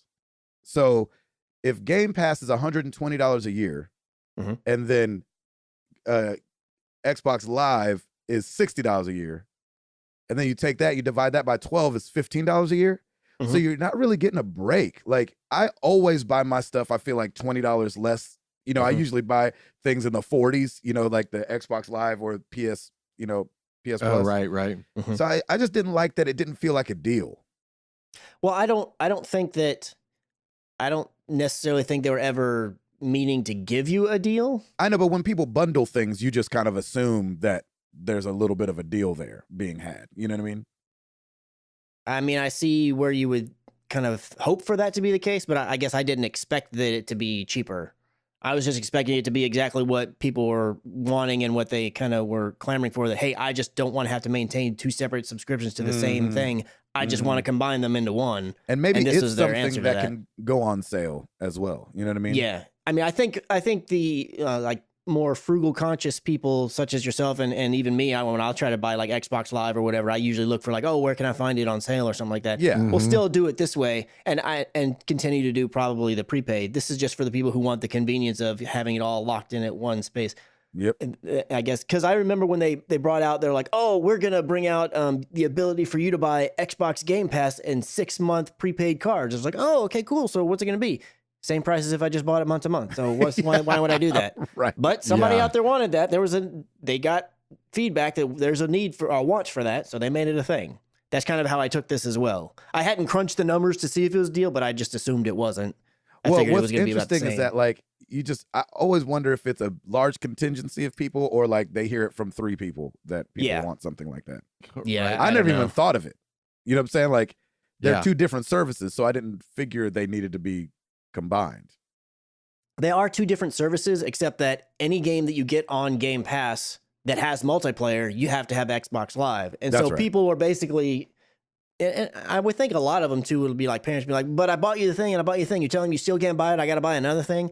If nothing else, it just simplifies it because the less steps you have to do, again, like quality of life kinds of stuff that Microsoft's been doing a lot this last couple of years and stuff on their side of this generation. That's kind of what the name of the game really to them. And to me, bundling it all into one place, so I just have to do the one thing the one time and then I'm set, does make it easier than having to maintain two different things. That's right. I do. It doesn't give you a discount per se, but it does make it easier. So confusing. Like I would think if you had Game Pass, that's it. You're done. You got everything, but you have to get Xbox Live with it. It's like, it's nuts. It drives me insane.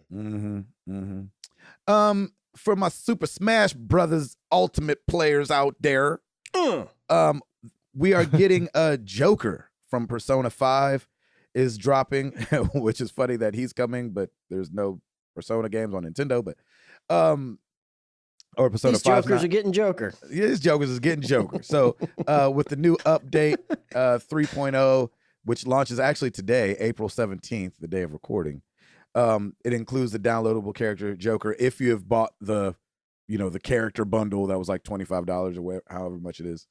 But what else came with this thing, even if you didn't buy the bundle for the characters, is stage builder mode, which a lot of people were like, where's the stage builder mode from, Smash Brothers Brawl and Smash Brothers on Wii U, and Ultimate launched without it. And so you can also do video editing to make your own highlight reels and stuff like that. So if you're into that kind of thing, get excited because it's coming.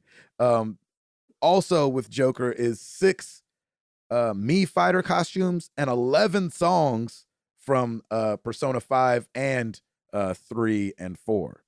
So if you love those songs. What's a Mii Fighter? Like Mii, like the Nintendo Mii? The yeah, you know how you make your little Mii characters, gotcha. And then you can bring them into the game and they have different little outfits and stuff like that. I never use them, but because I don't want to be myself. Well, they might have the best moves. You never know until you use them. I have used them. They don't. Oh. I thought you said you never used them. I never do, but I've used everybody in the game now. I understand now. Yeah.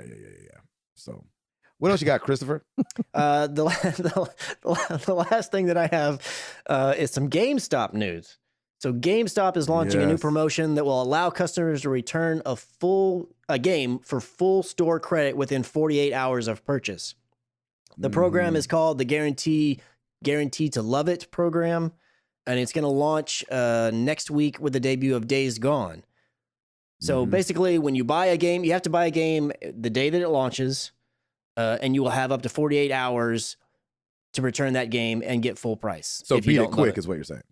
Either beat it quick or the minute you get it, play it and figure out if you like it or not. Because if you don't, you can't wait a week, then crack it out of the cellophane and try and be like, man, this game's junk, and then go return it full price. That's not going to happen. So gotcha. It's GameStop doing more to try to stop the bleeding cash, doing everything they can. Yeah. Which I guess that's just getting money in. You know what I'm saying? Since when you return it, it's store credit. You know? Yeah. Are you out? I'm out. Eduardo. Yes, sir. Tell me something good. Oh, yeah. Oh, my gosh. In the next part, Chris just got strangled. Yep. There it is. Or that, yeah. Or that. Yeah. Over on the Married to the Games YouTube channel, new this week, The Infectious Madness of Dr. Decker, parts 1 through 3. I gotta watch that trash for yourself. I was gonna say I can't tell you to go watch it, but it's up there. It is there.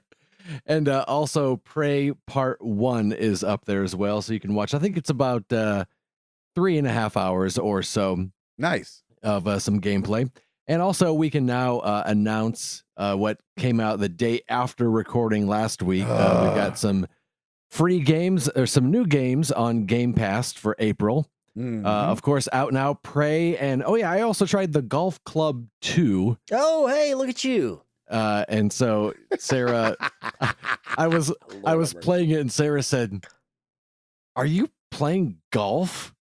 I go, yeah. And she goes, you can play Overwatch if you want. Oh, wow. Wow. She was just really surprised and I was too. And I was like, yeah, I think I would rather play Overwatch. Yeah, you're like, yeah, but Tiger Woods, baby. Everybody was watching golf last week. That's right. Also out on April 18th, Monster Hunter World and The Walking Dead: A New Frontier, which I enjoyed that chapter. Wait, Monster Hunter World? You played some Monster Hunter World? Oh, that's the free one. Sorry. I thought you were still on the YouTube thing. I was like, Monster Hunter World? I can't believe you. Oh, no. Yeah. These are just Game Pass games that are out. Sorry. And coming out April 24th, Life is Strange 2, Episode 2. And also you can get Resident Evil 5 on April 25th. Nah, Doc. So I'm just saying, if you're like Gabe and you've kind of put off grabbing that, well, now you can get it for free. That's not what I've been doing. And you got no excuse to not play it. Yeah, I got plenty of excuses. And that's what we got on this end of things. Here we go. Thank you, guys. Thank you, Ed. You betcha. Well, every week we ask you guys a question. Last week was no different. We asked you, what do you want out of next-gen consoles? Starting over on Facebook, because that's what I've got pulled up. We have, oh, crap. We're going to go with Mr. Rodriguez. There you go. Come on. At least, no, I don't want to offend anybody. Or Mrs. Rodriguez. I'm really unsure about this one. We got at least 1 terabyte of SSD storage so the huge games can be stored and run fast and efficiently. I would also like to have a form of physical games to share with friends. Well, guess what? You're welcome. Done. You got it. Brendan Myers, I would like to see something like Discord across all systems. So if I have a buddy playing on his PS4 and I'm on Xbox, we don't have to do anything extra. While we're at it, cross-platform play and cross-progression from the start. Ooh. This guy just wants people to get along. I know. I like that. Happen. I think it could happen. I don't think the Discord thing will happen. I don't think the talking across platforms will probably happen, but the cross-platform play has got to come. It's got to. Yeah, it's gonna. Jeff Swan, more than anything, I want a snappy, streamlined interface. Last gen's consoles get so bloated with video apps, trials, and multiple services, notifications, groups, parties, friends, etc. While the Switch lacks a bunch of core console functionality like that, the interface is so simple and responsive that every time I have to get on the PS4, I'm amazed how slow it is. And upgrading to the PS4 Pro should not be the answer to having a faster UI, especially when pulling up information about games or viewing social streams, and every time I boot up the Xbox One, I can't find anything. Don't get me started on navigating the store to find games with gold or Game Pass games. Frankly, I think the PS3 nailed it with the PS3 nailed it with the XMB, huh? The XMB stands for cross media bar. So I thought that's what you were saying. Cross media, got you. Yeah. Where you have one row of categories that you can dump stuff into, and the PS4 overcomplicated things by letting you have executable items and folders in one row. So yeah, a faster, more responsive, and cleaner interface that can stay consistently snappy as they add new features is something I'd really like to see. Jeff Swan, I couldn't agree with you more. Because I remember when the PS4 first came out, I was like, that took a second. And this is all a little draggy now. And it definitely feels like Xbox 360 and PS3, their menu at least felt a little bit more like click, click, click, click, click, click, click, like you can get around really fast. I will agree that the cross media bar as a whole was super fast, but you are very much in the minority. The vast majority of people seem to have hated the cross media bar. I didn't in particular, but a lot of people did not like it. And basically the PS4, now it does have the folders he was mentioning and it has the little icons, but when you scroll up, it's basically the cross media bar again. So I don't it's know. It's like 2 cross media bars, I feel like now. Yes. But they still have the same, they still have the cross media bar system. They just added a few more graphical elements. Now, I'm not saying it doesn't slow things down at times. It does indeed. I'm not disagreeing with that. I'm just saying most people gave Sony so much crap last gen about the cross media bar and hating it. So I was actually kind of shocked that it still had some semblance of it when the PS4 happened. Gotcha. So over on Twitter, Chules at the Chules New games that I agree with this too. New games that actually take advantage of the console's power. Enough with the remasters, remakes, and indie games that look like NES games from the 80s. Ooh. Yeah, use up all that power. Shoot. That's a good point. Joseph Grimm at By Grace I Am Saved. That's right, brother. I'm blessed to have PS4 and Xbox One, so there are things I want from both camps. Backwards compatibility is a must, looking at you, Sony. But the biggest thing I want is for all company, including publishers, developers, to learn from the mistakes from the current generation. I wonder what mistakes he's talking about. Yeah. The Nocturne for Fed at Fed Gamer. Everything the PS4 can do, but better. Record videos to hard drive is in better resolution, more editing features in Share Factory, custom music player integrated from launch, small design, quiet running, big hard drive. I love it. I like it. Those are not terrible things to ask for. No. Over in Discord land. Beefmaster Serta. This might be more PlayStation specific, but I want a GUI where I click a button and it doesn't take 10 seconds to pull my friends list. Dude. It's so true. The PlayStation UI is awful, and I totally agree. The Xbox One is just hard for me, even though I'm used to it now. It's just a little harder to get around that I appreciate. So real quick, just to be specific. Yes. When you say that you think the PlayStation UI is horrible, are you simply talking about I think it's slow. I think it's slow, not horrible. Okay. I like the way it's laid out. Gotcha. I just think it's slow. Yeah. Like Well, if I want to send a party chat invite to someone during Overwatch, I have to wait till the match is over. Yeah. Because even while I'm dead and respawning, I don't have time to get, by the time I push it once, I just found the friends list. It's so true. Like I like the way it's laid out. It's just sluggish. Yeah, I like PlayStations way more than Xboxes. Like the fact that I have to like hit the button, then go to like my games and apps, then go down to games, and that's how I find my games. Unless there's another way I don't know, I don't like that. Gotcha. Let's see. We got Nathan Dugas.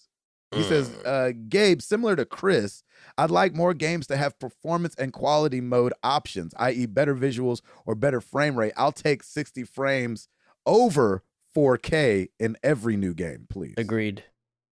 There you go.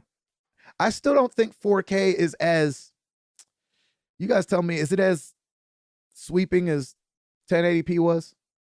Oh, it just doesn't feel like that to me. Like 1080p? Yeah, like when 1080p took off, I felt like almost everybody I knew went and got one.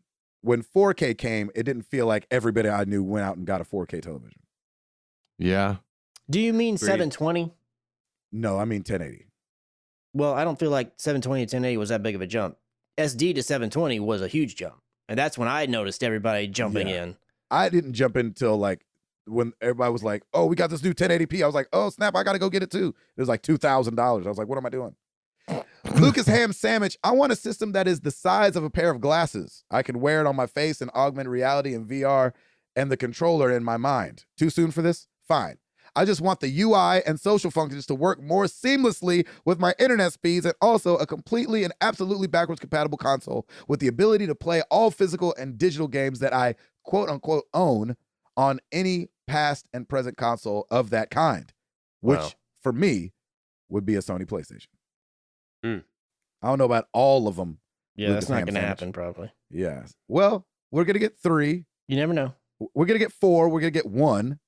It's whether we get 2 and 3, PlayStation 2 and 3 in there. That's going to be the question, and I doubt it.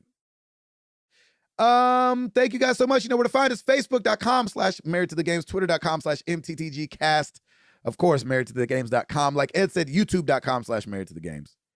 Now on Patreon, Patreon.com/MTTG. If you want to throw $1 in that old tip bucket, wouldn't appreciate it. Yes, thank you so much. And Tim, now that you're back. Rate us on iTunes so Sony can call the new PlayStation console the PlayStation 5.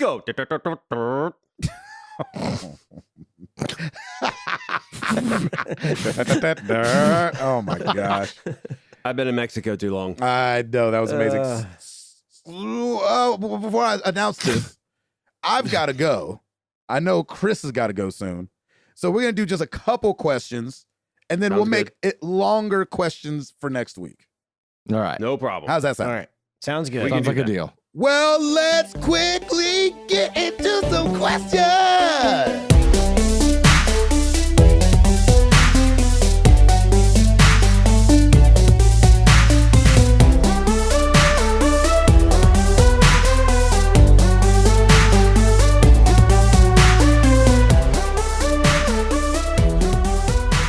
Flexel, Discord. Some people have inanimate objects like their cars or computers. Oh, I'm sorry. Some people name inanimate object like their cars or computers. Do you have names for anything outside of pets or humans? Yeah, I usually name all my cars. My motorcycle's name is Bessie, and I don't know if I've named this car because I don't like it that much. But I've named all my cars up to this point. I have not. Chris? I've never named a car until my current one, and it's only because when I was setting it up, it said, name your car. So I named it. What is its name? Mimir. Oh, that's right. Oh, that's Yeah. right. That's What so about you, awesome. Tim? The only thing that Lauren and I collectively have, she has a big, big printer in her store, and we call it Big Bertha. Nice. Nice. Yeah. There you go. Yep. Awesome. Beefy. Have you ever had a wart? If so, what's your favorite method to remove one? Ugh. I Dig think it I did out. I think I did as a kid, and I guess it just went away. I don't remember. Yeah, I don't remember what. Same thing. I was pretty young, and I don't know what happened. You dig I it think out. I had like a little Chris, you hang dig tag. it out. I did when I Cool. was younger, man. You dig that thing out, and it goes I away. had one of those like hang tag things, and so I used nail clippers to just pop it Dang! right out. You know, Yeah, but then it just, you're What? just cutting Then the it just skin and it grows bleeds. back. yeah. It's, you got to get inside there and remove Lord the have virus. mercy. Okay, all right. YouTube that. I mean, No, he I'm asked not the question. YouTubing that. Yes. Yeah, that's Yeah, true. but he was talking about skin tags. That's different than a wart. Mm.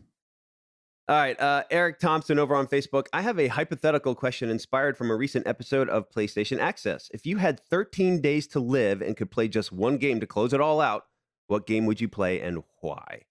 Probably Overwatch with my friends. Ooh, I like that. That's a good answer. I'll say what Gabe said.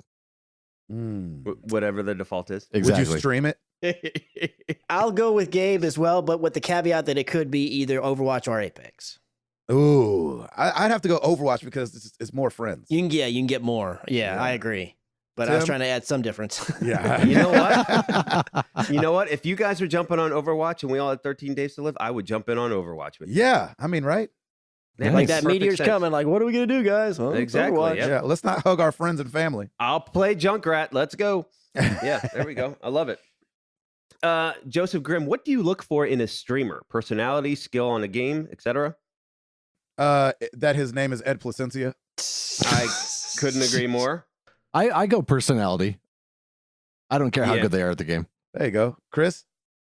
Yeah, I mean, I think personality is the name of the game. It's cool if they're also skilled at whatever game they're Mhm. playing, because then you can pick Yeah. up a few tips. But Yeah, so let me it's ask you more this: about- you're not going to take 100% personality over them running in a wall every 3 seconds, right? no, I mean, Right. like they can't be just the worst person ever at gaming ever that existed. Like they can't even figure out how to use a controller or a keyboard. But Right. I mean, as long as they have some moderate skill to be able to walk through a doorway correctly and pick up an item, I'm Yes. fine. Okay. Yeah, agreed. Yeah, and the name has to be Ed Placencia. I agree. Mhm. Yep.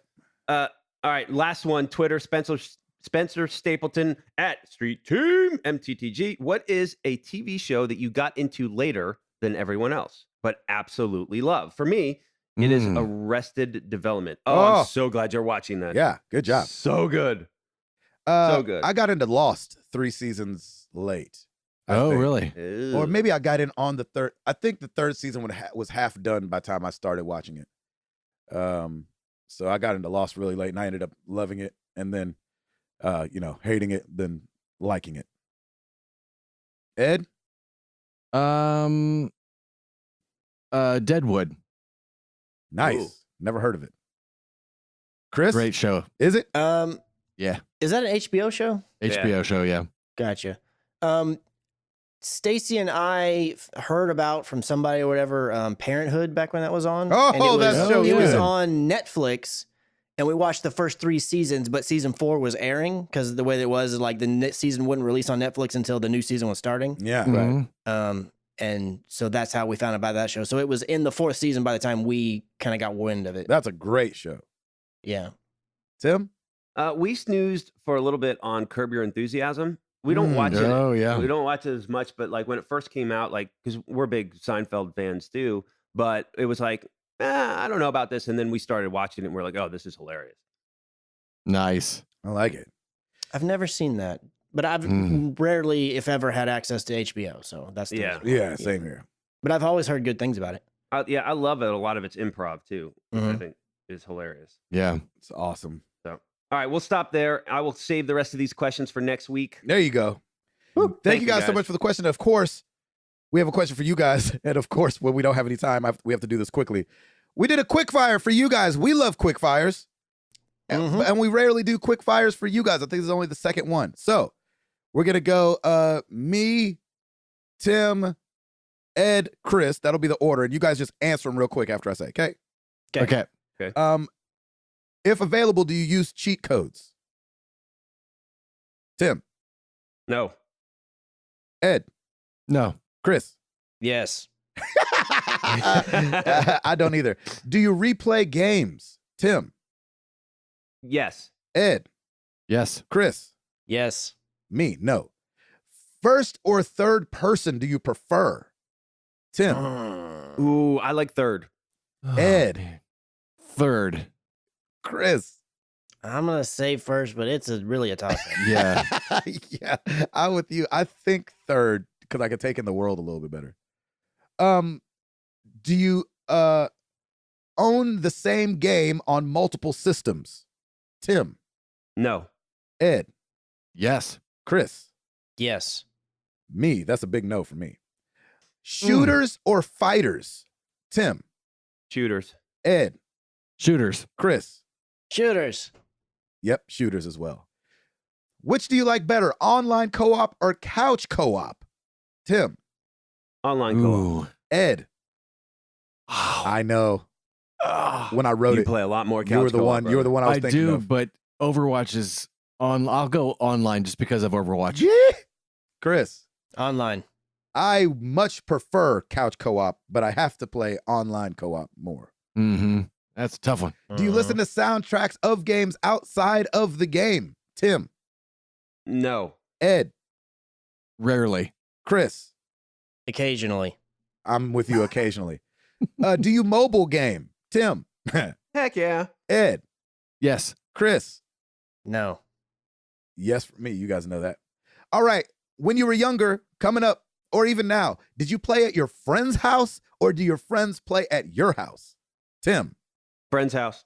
Ed. Younger friends, now our house. Chris. Friend's house. Me too, friend's house. We were never the house. We were never the house. So we will list these out as the gaming quickfire for you guys. Can't wait to read them next week because it's going to take forever because of how nobody will remember the order. So if I just go, yes, yes, no, third person, nobody will know what we're talking about. Good luck. You're going to have to start Tuesday, brother. Exactly. Thank you guys so much for listening. 3:44 in the book. Sorry to rush off. Tim, glad you're back, buddy. Thanks for being such a good sport. Good to be back. Sorry, I missed you last week. Thank you guys so much for listening. We appreciate y'all. I'm Gabe Patillo. That is Tim Router. That is Ed Placencia. That is Chris McCracken. And we are married to the games. And we're up out this thing. Bang!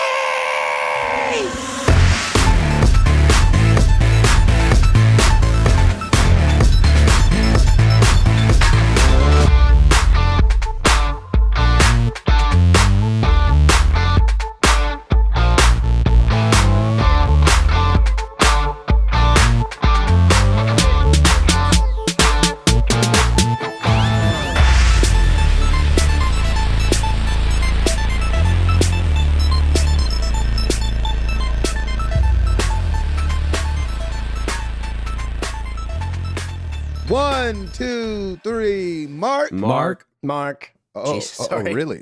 What? No. Sorry. Wow. Sorry, I was typing in my notes and A fixing change? it, and then it just snuck up on me. Sorry. Nice. Do you want to do it again? or are you Morning fine? show. It's okay. Dang it. Snuck up on you. It did. It did. The 3, 2, 1 didn't give anything away. It didn't. Literally a countdown. It didn't. Nope. Oh my god. Oh, that's good. Mark, sorry. That's how it was. Countdown from That's 7. accurate recreation. Yeah, I know. 23, 22, 21, 20.